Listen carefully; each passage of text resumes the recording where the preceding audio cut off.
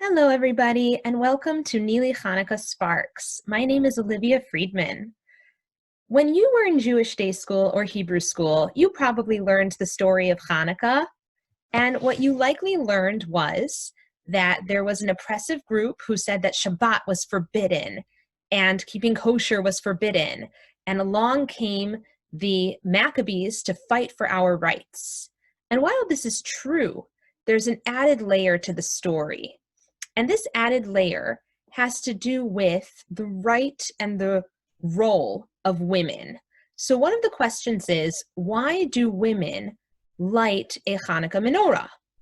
And Rashi comments to this in Shabbat 23a, and he says that the reason that women light is because they were involved in the miracle. Now, how were women involved exactly in the miracle of Hanukkah? It's easy to understand this when it comes to the Purim story. After all, Esther is the main heroine there. But how do we understand it here? These were Maccabees. I thought they were male. So we come to this really interesting Rashi. Rashi informs us that there was actually a thing that was occurring at the time called jus primi noctis, which means that there were these Greek officials who had the right to sleep with women on their wedding night before they would even be allowed to sleep with their husbands. And this was something that Jewish women were being subjected to.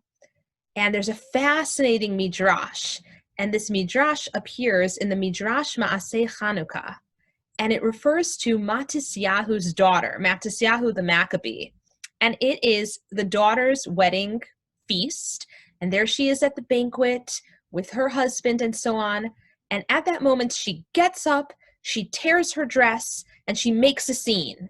And everyone is horrified. What are you doing? Why are you doing this? And she says, look, how can it be that you are disturbed by what I'm doing now by, tearing my dress and making a scene in front of you, but you're willing to allow me to be given to this uncircumcised Greek? And you're accepting of that fact. You should take a lesson from Dinah's brothers, Shimon and Levi, and you should defend me and defend my honor the same way that they defended hers. And she even says, there's only 2 of them and there's 5 of you, referring to her brothers. And according to this midrash, this actually precipitates the uprising eventually against the Hellenist Greeks. It wouldn't have happened if not for Matisyahu's daughter and if not for the scene that she made.